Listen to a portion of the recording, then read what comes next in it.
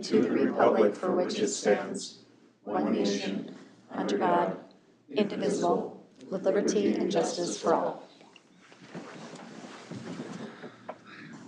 All right, welcome everybody. Does anyone have any changes to the agenda other than 8B, which has been added for the lift station? If not, I would entertain a motion to approve the agenda as amended. I'll make that motion. I'll second. I have a motion by Robin, a second by Mike. Is there any further discussion? Hearing none, all in favor, please state aye. Aye. Anyone opposed, state no. That motion carries. All right, number 5, guests in open forum. We want to welcome Shane Zart from the Coalition of Greater Minnesota Cities, and he has an update for us. Welcome, Shane. Hi, well, thank you, Mayor and Council. Again, my name is Shane Zart. I'm with the firm Flaherty and Hood. But here today, because in that role, we're pleased to represent the Coalition of Greater Minnesota Cities, and proud to have Becker as a member of that organization. So each year in the legislative interim, so between legislative sessions, we try to get out to as many cities as we can that are members of our organization, do a bit of a legislative update, take questions, hear what's on your mind. If you have something to throw at me, feel free. If you think we should be working on it, that's great. Of course, a lot happens in a legislative session, so there's a lot I'm not going to cover here today too. Just a few issues that were important to the coalition this year and took up some of the time and effort of the group. So feel free to ask me questions about other items that maybe we don't cover here today too. So this is mostly a refresher for folks, but also new to others. The CGMC, or Coalition of Greater Minnesota Cities, what is it? More than 100 cities across the state. We represent our member cities on a range of issues, including local government aid and property taxes, environment and energy, which also often includes under that broad umbrella water and wastewater, both regulatory issues and funding, housing, EMS, or emergency medical services, economic development, transportation, annexation, land use, and then labor and employment. We provide a lot of information and services to our member cities on that front, not just at the legislature, but assistance to staff as requested as well. So again, I want to recap the legislative session that was a little bit. And in order to do that, we have to first kind of start by rewinding back to January, February of this year. And I think, to put it mildly, expectations coming into this legislative session were fairly low. For those of us that are often at the Capitol, we would hear a lot of sentiments like, well, they're not going to pass anything anyway, or the budget that was passed in 2025 had a small surplus. We'll talk about that in a second, but the legislature's tied. There's nothing they need to get done. We don't think anything's going to happen. Big reason for that was just political dynamics. The Senate was about as tight as things could be. 1 seat DFL majority in the Senate, and then the House evenly tied between the parties, 67-67, which makes everything a 4-way negotiation between the governor, the House DFL, Senate DFL, all under the same party banner. But with that tied House, there's nothing they could pass without at least the agreement of the House GOP caucus. So with that, expectations were, I would say, mild to low, that everybody could get along, but there were some major focal points for session 2. So fraud in state programs. Maybe you've seen some headlines over the past couple of years about that, but a major talking point for legislators heading into session.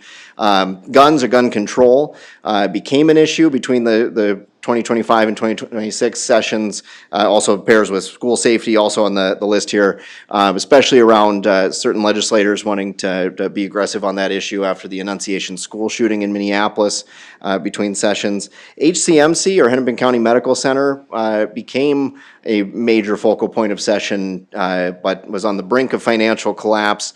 Really was, we'll get into a little bit, became maybe one of the items that both parties ended up agreeing we need to do something about it, not letting HCMC fail as kind of a backbone to the state's emergency health care system, and became one of the must-do items where there weren't a lot. And then bonding. And bonding we'll talk a lot more about, as it's important to keep some of those programs moving forward, and especially for our communities outside of the 7-county metro area. to keep major state grant programs funded, and especially for those who might have some water or wastewater needs on the horizon. So important there. So our task for a session, number one, was protect LGA in uncertain budget times. I know Becker, well, two things I'll say about LGA. My bigger concern for this community in LGA is what happens in the event that, we're talking about Sherco and its future. LGA maybe needs a little restructuring to best recognize major tax shocks like what might come with the future of Sherco. But also, here's a little bit of a plug for the organization. Because LGA is such a focus of the CGMCs, cities that don't get any get a little break in your membership dues too. So there you go. So keep that in mind as well. But pass a bonding bill. We'll talk a little more about that. Lead line funding was one of the issues that a number of my colleagues focused on from an infrastructure standpoint. And then zoning and development preemption, we'll talk a little more about too, largely on the housing front is where that comes in. This slide, I've gone back and forth on whether I love it or hate it, but we continue to include this when we talk to our member cities, because I've actually come to appreciate what it's saying, and I'll tell you why. On the left there is basically, to start this session, how much money did the state have on its bottom line? So the $3.7 billion is what that stands for, is what after the 2025 budget session, what the state left basically in its savings account. You factor in the impact of inflation plus the fact that we're still spending more than the state takes in. And what does that mean for the 2 years that follow? A very, very slim surplus in the future. So why do I say I like this slide? It's because you'll have legislators come to you and say, the state's budget is balanced, we're okay, the state's fiscal house is in order, and they can be right in the short term. You'll have other legislators that'll come to you and say, things are a disaster, we're staring down a fiscal cliff, and they're also right. It's just a matter of a time frame. But if you like a household analogy for state budgeting, I think the true story of what this slide tells you is that we can pay our bills this month, but we have to draw from our savings account to do it. Our salary still doesn't match what we're spending. So the state still has to get its fiscal house in order in the long term. This being a non-budget year, what that also tells you, though, is that one of the reasons I said at the beginning they didn't have to do much this year is in the short term the budget is balanced. So very little spending was contemplated, focus on bonding bill and policy. I mentioned the threat to LGA, kind of an unexpected 2025 proposed cut from the Senate DFL is what had a lot of cities on high alert about that, because of advocacy of CGMC and others, really didn't come to fruition, or were able to beat that back before it became something in 2026. So something to keep an eye on going forward. So bonding. A little background on the bonding bill, or the capital investment bill, is very important to the CGMC and its member cities. It's the primary mechanism that we use to fund a lot of programs. Not just, I mentioned water, wastewater, and the Public Facilities Authority.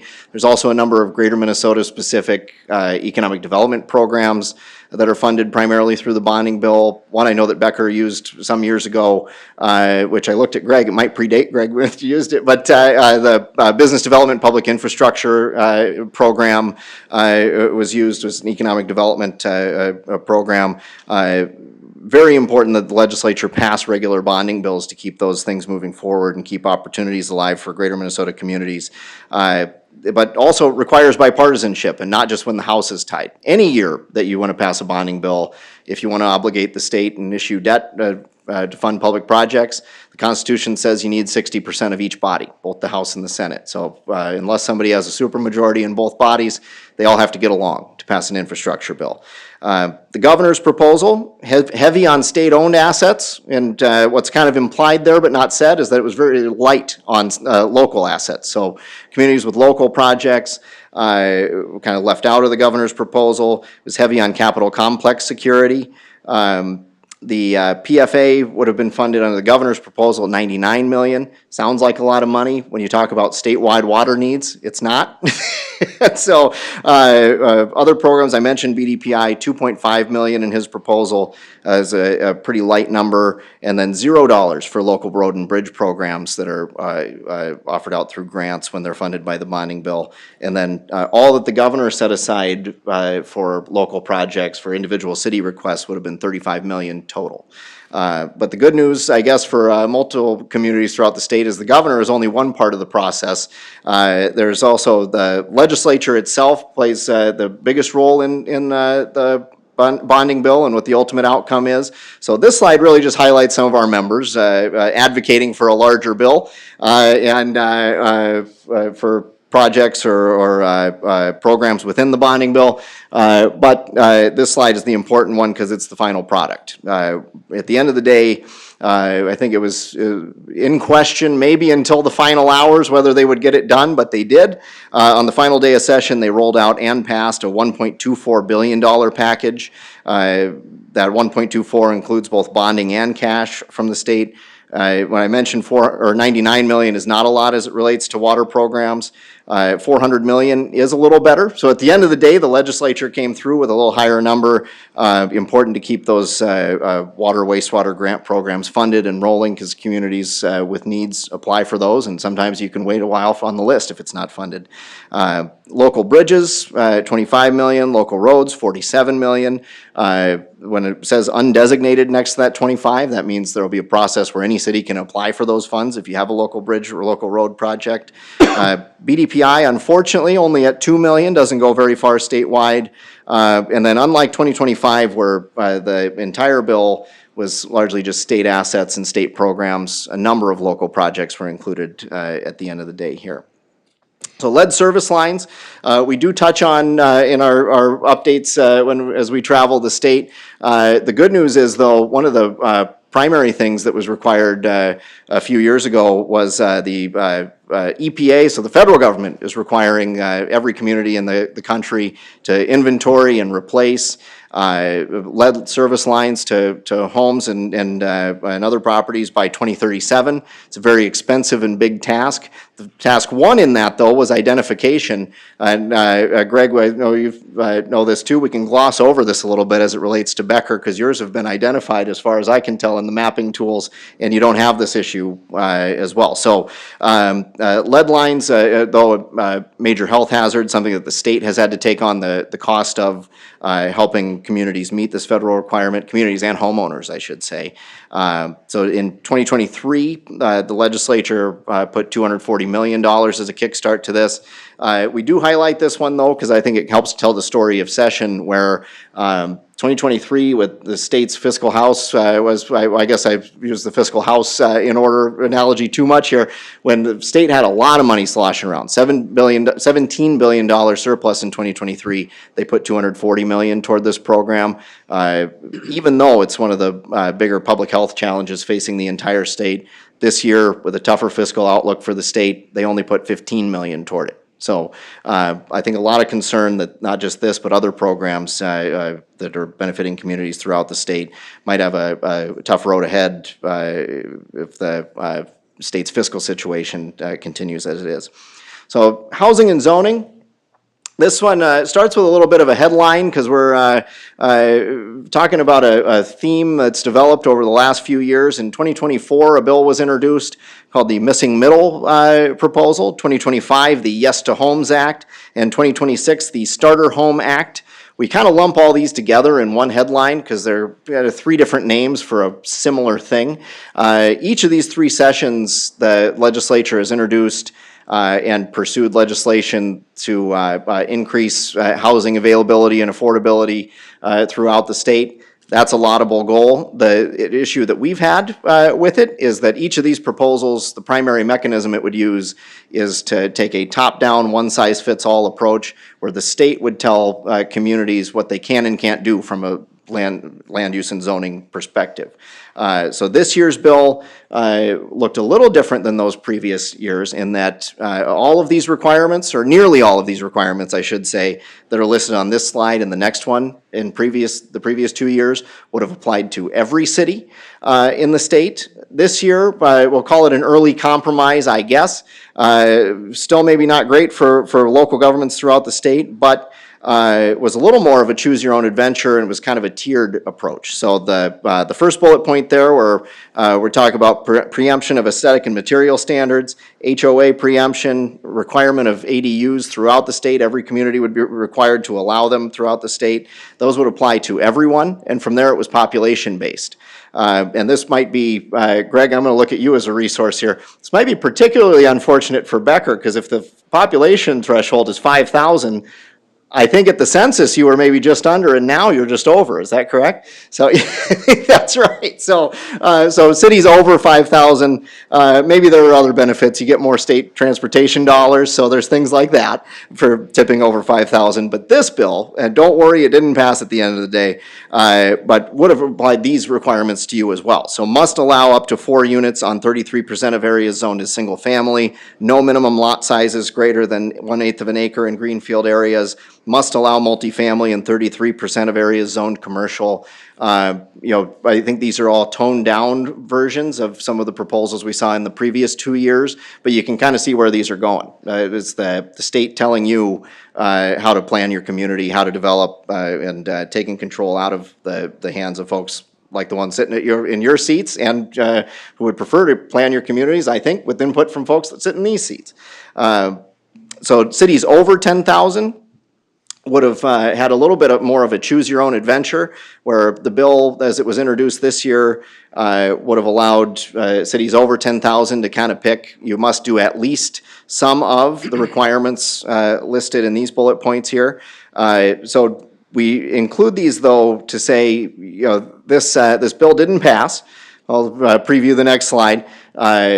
The CGMC, our counterpart organization, the metro area that some of you may have heard of, is called the Metro Cities Municipal Legislative Commission, is an organization that represents some of the kind of inner ring suburbs, specifically at the legislature.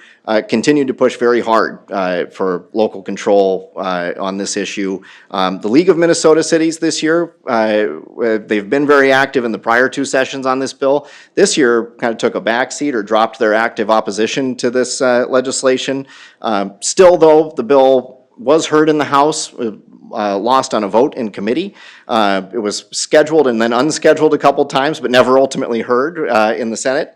But we still highlight this because we've been at this for 3 years running. We've seen 3 similar proposals with some variation. We expect that whatever the makeup of the legislature is after the November election, we'll probably see some version of this come forward again. And this is where local input is going to be essential to shape whatever the state's future housing policy is. No one disagrees that we need more houses and more affordable houses, but it's the approach, I think, that has drawn a lot of discussion and controversy. So looking ahead, you all know this, all eyes on the election. We've got a governor's race. The field will be set, well, it's a week from yesterday, isn't it, the primary here. So the final field for governor will be set. All 201 legislative seats are on the ballot. There's a lot of retirements among both the House and the Senate, where I think there'll be a lot of new faces, a lot of institutional memory from both parties, from very influential committees that's moving out of the legislature. So as we talk to folks at the legislature about Becker, about what it's like to be a power plant community, about the needs that you all have, there'll be a lot of education for a lot of new legislators coming in too. The CGMC, we're actively use the interim to engage with candidates for office. We put out a legislative kind of issues packet, a candidate packet that has a rundown on a number of our issues that's accessible on our website and everything. And then if you're looking ahead and marking your calendars, this session starts on January 14th, 2027. So upcoming events, we just had a couple weeks ago our summer conference it was in New Ulm this year. the 2026 Fall Conference coming up in Waite Park. So not too far of a drive, so you can look forward to that one. And then Legislative Action Day is in February. That's when, like a lot of folks do, have a day at the Capitol where city leaders come and tell your legislators that they have good ideas, bad ideas, whatever you want to tell them. Come do it with us. It is very important that they hear from you directly. And then our 2027 CGMC Summer Conference will be in Owatonna. So it's rare. We usually rotate it north to south, north, south. This year we're in southern Minnesota 2 years running. So Owatonna will be the 2027 Summer Conference, so another thing to look ahead to. I think the final slide, yep, is just a question slide with my phone number and email on it. So feel free to bug me if I didn't cover anything or if you don't like how I said something too. But I'm also happy to answer any questions, even if they aren't about things that were in my presentation. Questions for Shane? I'm just wondering why they're on a push to control housing like they are, where they're putting these requirements in. What's the reasoning for that? I think, well, to be honest, I have a similar question as you, so I'll try my best to stand in the shoes of someone who thinks it's a good idea. I think what they're drawing from, or the folks who are advocates for this type of change, is looking across the country, saying that things like where cities have imposed parking minimums or other requirements that are imposed locally have driven up the cost of projects. When I, though, look at around the country at places that those requirements have been pulled back, or where cities have adopted zoning and land use policies to bring some of that back, and where it has encouraged maybe some housing growth, the cities that have done it effectively are cities like Seattle, maybe to some extent even Minneapolis. But where we have an issue is that when you try to say something in Seattle should work for every city in the state of Minnesota, including Becker, that's where I think we have, I think that those decisions are better left to the Becker City Council and your residents. No, I think that they're advocates for these changes. Have some other examples from throughout the country where they say, market dynamics did benefit from rolling back some of the maybe locally imposed regulations, fees, other things that have they think have held back housing development. And to the extent they're right, I think we could also point them to examples throughout greater Minnesota where cities are taking a creative approach, or frankly where the greater Minnesota just doesn't look like the metro area, where a lot of our communities are begging for housing developers to come to our communities and trying to work actively to encourage housing development in ways that the changes that they're trying to impose here just wouldn't work, or would hamper efforts that are already underway. So I don't know if that's a satisfying answer to your question, but yeah. It kind of is. I just wonder how much of it is there. Some communities could be setting restrictions because they want a particular development. Mm-hmm. I think one of the things is low income. The percentage was quite high and whatnot. I think a lot of cities try to avoid that. Sure. Yeah. Or I think that when you see things in there like some of what they've tried to restrict are aesthetic mandates and things like that, or certain materials being used. Cities might have some of those requirements because, even if it's just from a aesthetic standpoint, they want a certain area of town to look a certain way, or, kind of have a certain feel, or a certain type of development come into an area of town. I think their argument is requirements like that might restrict or discourage developers from coming in. It certainly will. Yep, and so some of that, yeah, there's reason that they want to do that, though. Yes, is what I'm getting at. Yep, yeah. So there's that trade-off is kind of inherent in this debate. Is who is best equipped to make those decisions about if there's a certain area of Becker that we want to develop in a certain way, who's best equipped to make that decision? Is it you guys and the residents that give you input in the decisions you make, or the state telling you have to do this? And that's kind of I think what you're. That's exactly what I'm getting at. Yep. All right. Great question. Questions? All right. Well, thank you so much for the update. Thanks Yes. for your time and work. We appreciate it. All right, thank you. All right, I'm just gonna close out of this, I think. Good to go? Thank you again. Thanks. All right, is there anybody else here tonight to address council? All right, we will move on to committee reports, presentations, and awards. Budget and Finance Committee is up first. All right, Budget and Finance, we met July 23rd. Shorter meeting, so we went through the numbers through June 30th, so they were, we'll call them preliminary numbers, but 50% of the year, so. As a city as a whole, our expenses, we were 44.6% of budget after 50% of the year, so tracking good there. Golf specifically, golf was at 57% of projected revenue and 50% of projected expenses for the year, so those were two noted there. We keep a constant track on past due utilities. Past due utilities are sitting pretty good right now. We're at a number at 10,600, which if you might sound high, but that's actually pretty low compared to where those can often track. So community center memberships was another thing noted. We are over the 1,000 memberships mark, 1,039 memberships to be exact, 22,407 members at the community center. So that was a number we always used to dream about, hitting 1,000 members, and now we're at that level. So that was about all I got there. All right, any questions for Rick on Budget and Finance? Then we'll move on to Planning Commission. Planning Commission, we didn't have any formal votes, but we did get updated on the Fossum Fields third edition revised developers agreement, which is in our consent agenda tonight. We did an update on that. All right, questions for Rick? All right, Joint Planning Board met July 28th. There was 2 developments in the township. One was platted. I think it just took, it's like a 40 that's becoming 3 buildable lots with a wetland bank credit in it. And the other one was pulled from consideration as there needs to be further research done on some tile lines running through there and if they're supposed to be there and what they're supposed to do with them. So not a whole lot. Any questions on joint planning? All right, we move on then to board, committee, and consultant reports.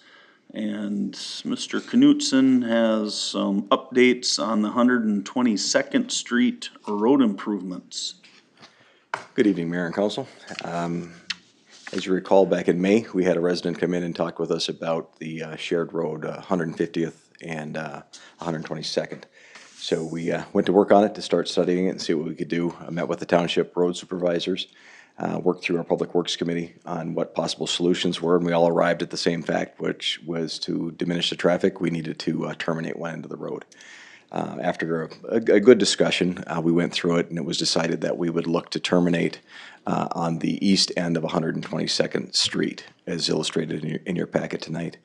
After we designed that, again, we floated that through the road supervisors. We reviewed it at Public Works Committee. They supported us looking at that measure and taking it out to solicit bids for the project.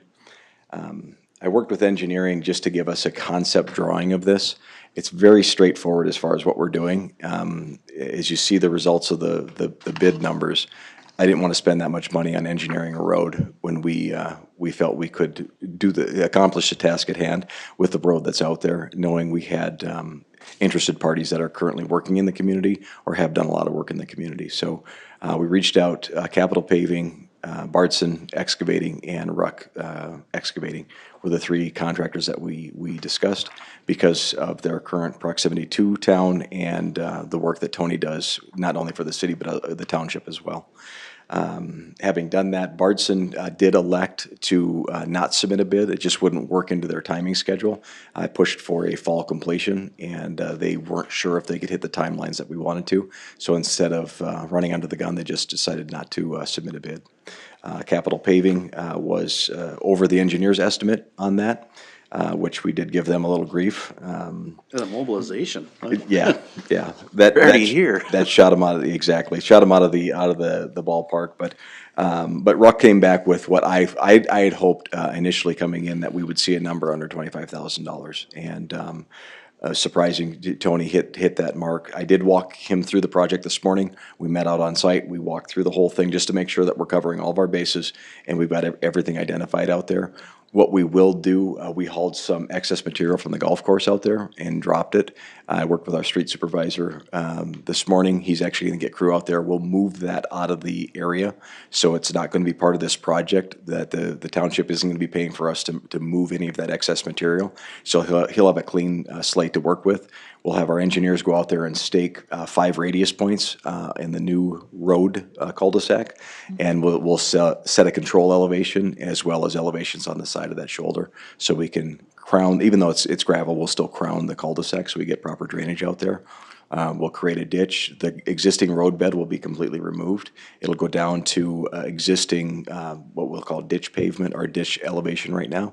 And internally, it was always our intention to work on staking the dead ends or flagging the dead ends. So we'll put internal barricades up there, so we'll prohibit people from driving through there. So I have a meeting tomorrow with the county on their 23 road project, and I'll work with their right-of-way supervisor as far as what notifications that we'll put in there coming off of County Road 24 as you enter onto 150th.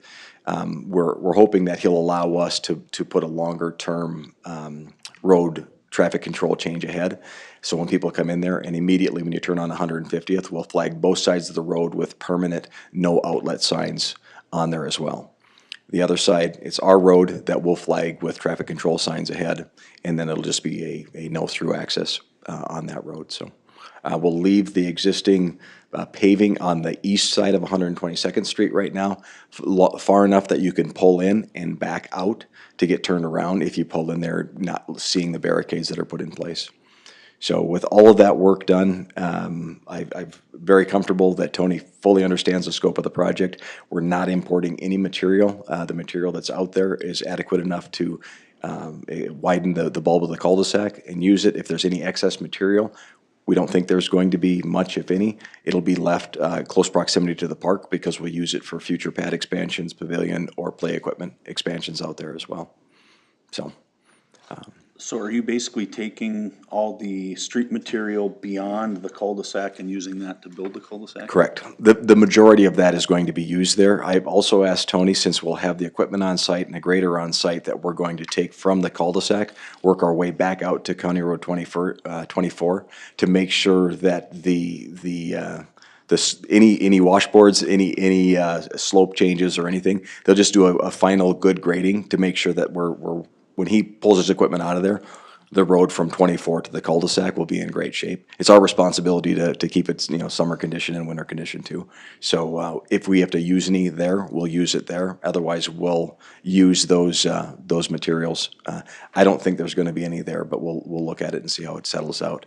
The trade-off is if there's any materials there, we're not charging them for. I'll have our engineers out there doing an inspection just to put eyes on the project. We're assisting with anything. I'm soliciting the bids, communicating with contractors, doing all that. We're not charging the township for any of that. It's kind of an in-kind service. And if there's any materials left, it'll be minimal, and we'll use it at the park because it serves their residents there as well. So this is going to, I've talked with the road supervisors as well as the township clerk. It is going on their agenda on the 17th of this month for consideration. We would not move. The request tonight is to fully fund this. Tony Ruck, or Ruck Excavating's bid was $19,775. I've added 10% just in case something comes up that's unforeseen, and I'm asking to spend all of that. The city will lead out and cover the check, so the contractor isn't looking for two entities to cover his check.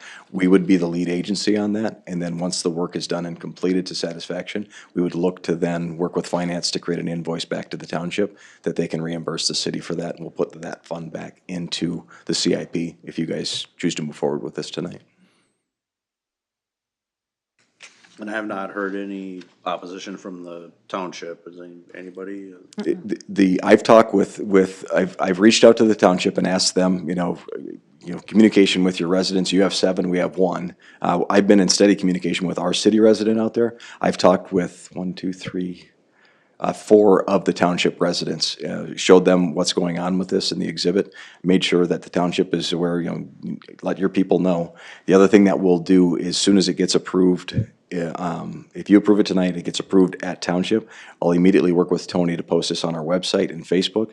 The hardest part of this road, I would estimate that 90%, maybe even 95% of the traffic that's out there on that street doesn't live there. It's through traffic. So the hardest thing to communicate is we're shutting this road down. And I don't know how to communicate that with everybody other than to try and push it out on social media, and they're just gonna have to see it. When we were out there this When they morning. drive to a dead end, they'll know. Yeah, that's why we're trying to flag it, and the cul-de-sac, as you see called out here, we're calling for a 90-foot cul-de-sac out there, so everything, trucks, trailers, fire engines, school buses, everything can turn in that radius. Because of that, we know the first couple of months, we're gonna have to retrain a lot of people. But we're trying to get the message out there as best we can, but it's really hard when the vast majority of traffic doesn't live there. I have no way of really notifying them, other than maybe I talk with the paper and see Well, if the they'll put signs something say in. no outlet on it, that should give them Right. some indication. We'll do everything we can to give them advance notice, but what we see all the time is until it impacts them, then they say, hey, you never talk with me.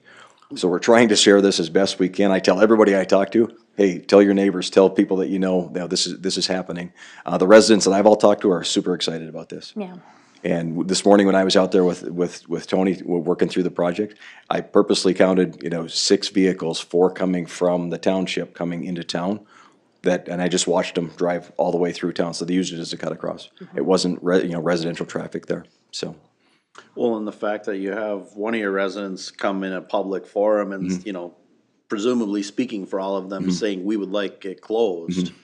I mean, if that wasn't your wish, I think you would probably speak up at that point. There's, 2 of the residents, my biggest concern going into this, 2 of the residents have lived out there for over 50 years. Right, and I had the opportunity, I just happened to run into them and we started talking about that, because I was very concerned about those. I mean, we're Becker, right? And they were very supportive of this, both husband and wife. They signed the petition. I just wanted to make sure and said, do you have a preference if we cut one side off or the other? And what we were proposing, they were completely on board with. They were very excited that we were doing this and moving forward with it. And to their words, it's like, what's 30 seconds? I mean, for us, we go to Monticello, we usually go to Becker anyhow, take Rolling Ridge, use the stoplight and go. So that was good to hear. I felt better about that, knowing that we've socialized it as best we can. And the impacted parties are in favor of this, so. And thank you for going above and beyond, and we mentioned it at a previous meeting, we have 1 city resident on this road, Yes. so thank you for going over halfway and speaking with those other people. Yep, absolutely. All right, so if there's no further questions, we are looking for a motion on resolution 2670. Yes. Which will allow us to put that cul-de-sac in on 122nd Street. I'll make that a motion. I'll second. We have a motion by Mike, a second by Becky. Is there any further discussion? And one more question. We are not abandoning that road, correct? The road easement, rights of way, everything will stay intact. We will not surrender any of that stuff. The road will just disappear. Yep. But all the legal boundaries and everything that we've got there, we're not increasing the size of the cul-de-sac to recognize a permanent cul-de-sac out there because we own the property. Yep. That's why we're using that portion of the property, but we're not touching any of that stuff. So something happens in the future and 122nd wants to go all the way through like it was planned for prior development, that'll stay intact. We're not gonna change that. Okay. Any further discussion? Hearing none, all in favor, please state aye. Aye. Anyone opposed, state no. That motion's carried. Great, thank you. Thank you very much. Moving on to administrator and staff reports. 8A, we have the Northland Securities TIF Assistance Professional Services Agreement. Mr. Sanders. Thank you, Mayor and Council. We have been approached by a developer who's interested in putting apartment units on the lot that was adjacent to Becker Furniture World. This has been discussed in the past some. The owner of this property is Jim Hughesby, who used to be the owner of Becker Furniture World. And this lot was rezoned, I want to say, last year at some point, or maybe the year before, but it was rezoned to high-density residential. So it's already in the land use category for allowing this type of use. The developer, you can see in the image in your packet, in the figure, the phase one of this would be a 56-unit, 3-story apartment building, has 1 and 2 bedroom apartment units in it. They do have plans potentially for another apartment, but this is what they would start with, which is not unheard of. Typically, a lot of these apartment developments become phased approaches. The Northland Securities obviously is our public finance consultant that we use on a number of issues. You'll have seen one of these previously on the Luann Drive development, so the Edwood Village. So what you're voting on tonight would be just the agreement that would allow them to do the analysis of the TIF. So you're not voting on approving a TIF or anything at that moment. This is just to allow Northland Securities to complete the analysis of the TIF submitted materials in the application. Once the analysis is complete, the results would be presented to Budget and Finance Committee for review. If they recommend moving this on to council, this would come back to you for consideration at a future date. So if you decide at that point to proceed with TIF, then we would work with Northland and the city attorney to complete any of the remaining tasks. So with that, again, this is just to approve the agreement, allowing Northland Securities to go through and complete the analysis. So a $5,000 application fee and a $12,500 escrow was received. We got that today from the developer to pay for that analysis piece. So with that, we would be seeking a motion in a second, approving Resolution 2669, which would approve the securities agreement for TIF analysis assistance. And with that, I'll answer any questions. Jacob, was the application fee $500? Yep, and then the 12.5 is the escrow to cover. You'll notice in the agreement, there is a not to exceed amount of $11,900. If there are any additional things, which again, we don't anticipate, those are an hourly rate that's established in there. But the 12.5 is set to cover that amount. Okay. All right, questions for Jacob? Maybe just a comment. I know, when we had talked about this before, that, there was, had some folks, oh, why don't you put a commercial building there? Why housing and all that? And I mean, think of how long this has sat there. Decades. We would have entertained, and we've looked at a few over the years, but we certainly would have entertained, commercial options there, but it's empty, it's been empty, it's, at this point, we got something that can go there, so. Would I have liked to have seen a Bass Pro Shop there? Yes, but, that never materialized, so. Did you call They were approached, yes. them? Well, good try on that one. I didn't call, but we used other digital ways to contact them, yes. All right. Any further questions for Jacob? If not, we'd look for a motion on Resolution 2669, approving the PSA for Northland Securities for TIF analysis.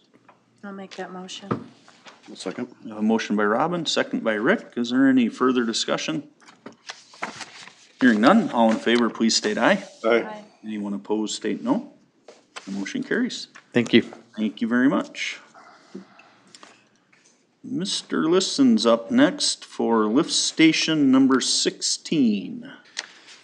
Good evening, Mayor and Council. Tonight I have for your consideration RCA and Resolution 2672 for replacement of the lift station 16 pumps. We replaced these pumps back in 2019. The station is what serves Cali Crossing. It's on Hillcrest Court. It's a very small station. Originally it was private, was taken over by the city. Pretty low flows in that station compared to other lift stations in the city. So at the time, we replaced with what we thought were reasonably priced pumps that we could do out of our operations budget. Since that time, we've added these pumps into our CIP. We had hoped to get 12 years out of those. Obviously, we hoped a little high maybe. We got 7 years out of them, out of the one pump that has failed. Overall, given the flows of that station and what the station is, we feel like these pumps are still a good option. They're a very economical option for what the station is. So what I would look to do tonight is I'd recommend replacing both pumps for the price listed in the resolution in RCA, And then we would take the one pump that is still working, keep it on the shelf as a backup, and then kind of start fresh on both pumps. So we're not looking at, place one now and the next one fails 6 months, and we're coming back and looking at that again. So we did not discuss this with the Public Works Committee as it failed last Friday, and we're just looking to move forward and get it replaced. Let's see, these were originally scheduled for replacement in 2031 in our CIP. So due to the failure, that's why I'm here looking for this action tonight. And with that, I would ask for a motion, a second, to approve Resolution 2672, approving the pump replacements for Lift Station 16 as presented for a price not to exceed $11,400. And with that, I can stand for any questions. Are you gonna reevaluate your CIP? Yep, we'll bring her down probably. I still might shoot for 10. I mean, I'm thinking that should have went a little longer, but, you could look at other pumps that are rebuildable, those kinds of things, but when I do the math, these are still, they're cheaper per year, even at 7 years of life. So, like I said, if the characteristics of that station were different, if it was Lift Station 20 where the pumps are running 8 to 12 times a day and you have high flows, that'd be different. This station is not gonna change much. The characteristics what go in, it's not gonna change much. And if I look to change the style of pump now, I would have to potentially change base elbows and rail systems, and then there's an added cost. So I'm very comfortable recommending replacement in kind for this station. All right. Any other questions for Chris? Nope. So does the one pump right now servicing it, or? Yeah, you can operate off of one pump. It just, when that one fails, then it's a little more iffy. So Right. yeah, the preference would be to get back to two. Yeah, for sure. Yep. I make a motion, we approve Resolution 2672, pump replacement. I'll A second. motion by Mike, and I heard a second from Becky. Is there any further discussion? Hearing none, all in favor, please state aye. Aye. Anyone opposed, state no. That motion carries. Thank you. Thank you, sir. Mr. LaRude's up with the consent agenda. Mayor Coburn, Colbanger City Council members, items for review, approval, or adoption on tonight's consent agenda include the revised hiring and termination report. Authorize the Wednesday, August 5th, 2026 payment of claims is presented. The claims listing has been provided to the City Council as a separate document and is available upon request for public view at City Hall. The total claims are $418,266.18. Approve the minutes of the July 21st City Council meeting. Approve the minutes of the July 21st executive session. Review the minutes of the June 15th Fire Board meeting and the minutes of the June 22nd Special Joint City Township Fire Board meeting. Adopt Resolution 2671, approving the revised development agreement for Fossum Fields 3rd edition. Approve partial pay request number 2 in the amount of $190,811.11 to Capital Paving for the 2026 street improvement project. Approve partial pay request number 1 in the amount of $461,946.65 to Capital Paving for the 2026 Edgewood Street improvement project. And I will be happy to answer any questions. All right, any questions for the consent agenda? Nope. All right, we have a motion to approve the consent agenda. Make a motion, we approve the consent agenda. Motion by Mike, do we have a second? I'll second that. Rick seconds. Any further discussion? Hearing none, all in favor, please state aye. Aye. Anyone opposed, state no. That motion carries. All right, we have some anniversaries we want to celebrate. So we have some seasonal positions. Eli Scheidemann working at golf for 6 seasons, and Braden Grenning also working at golf for 5 seasons.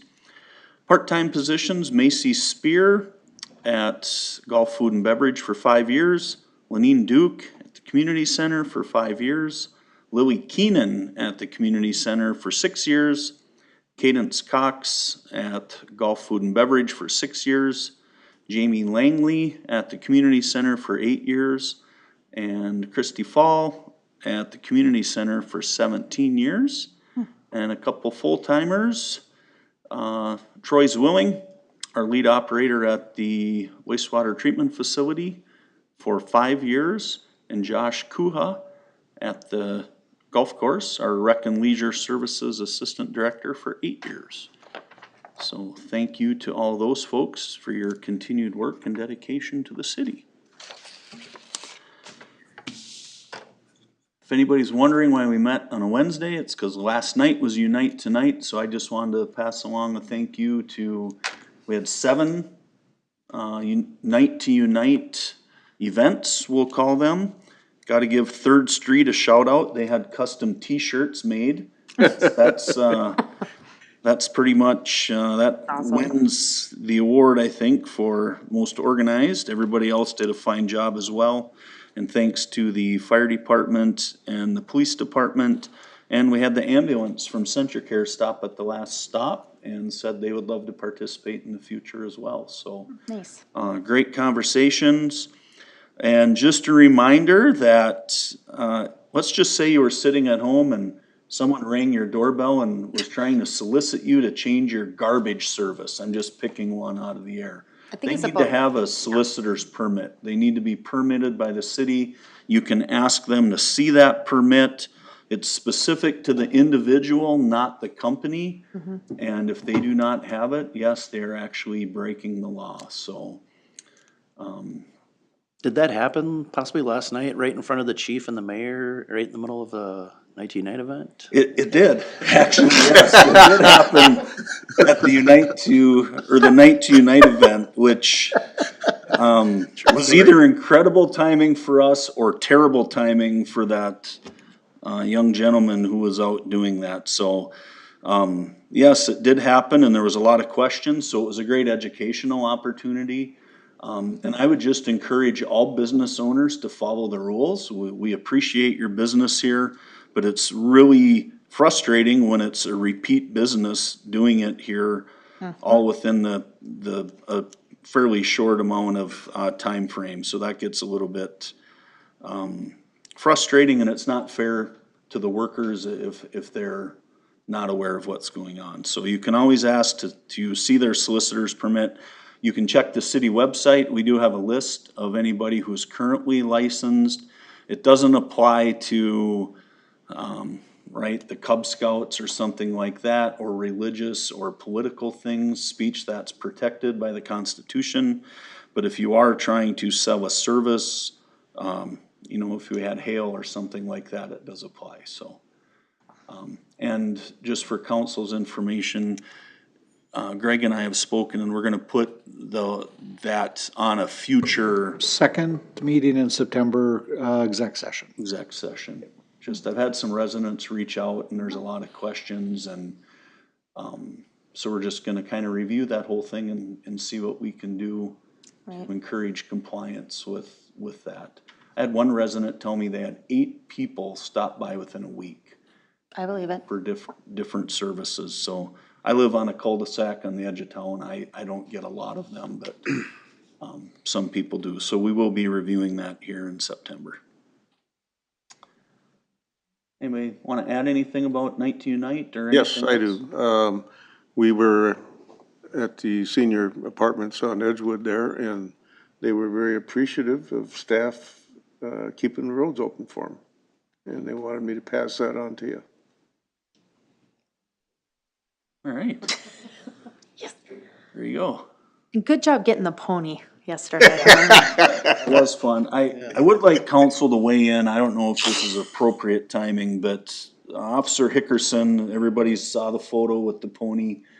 I am in possession of an artificial intelligence digitally altered photo with him riding the pony. And I personally think it would be, like, that was the most fun I've had on social media in, I don't know, 18 months. So would anybody have an objection if the chief became in possession of that? Nope. I think that would be perfect, so. We did have I offered to add a bale of hay and a bushel of oats to the budget. And we had a, resident step up and said they would fund the, fuel for that steed, so. That was a lot of fun. And thank you to Public Works too for helping, get that to the owner. And as one of our employees mentioned, it's a rescue pony. They are working to, Yeah. give him him or her, I guess, I didn't ask, the proper veterinarian care, but those things take time, cause Can't just rescue the pony all in one day, so lots of fun. They were not a city resident, we should make sure we had that. Yes, they were not a city resident. They were not, So they don't have farm animals in town. willing to bet if they were, they would not have claimed said illegal pony at that time, so. Lots of fun, great job by our staff, thanks to everybody for having fun with that. Anything further? If not, we would entertain a motion to adjourn. I move we adjourn. Second. We have a motion by Mike, second by Robin, all in favor of adjourning, please state aye. Aye. One opposed, state no. Meeting is adjourned at 5:54. There is no executive session tonight, that's been canceled. So that little visit last night saved me $40 a month. Did it? Sure did, I got my bill, cause I had just got my bill from Ace and I went up another $10. So I was like, alright, so I called Ace today and I said, I happen to know that